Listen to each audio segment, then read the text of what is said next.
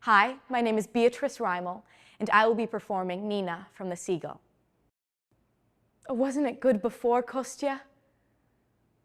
When everything was so clear, and life was so simple and happy.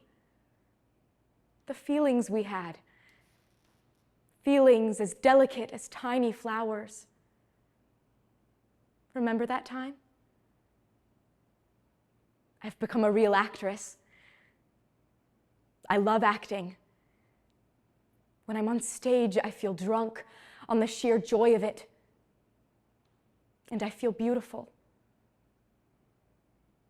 While I've been back here, I've spent a lot of time walking and thinking. And every day, I felt my spirit getting stronger.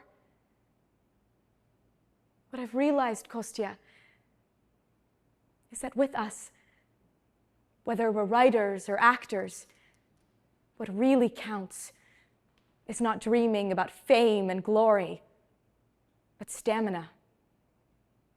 Knowing how to keep going despite everything, and having faith in yourself. I've got faith now, and that's helped the pain. And when I think to myself, you're on the stage, then I'm not afraid of anything life can do to me.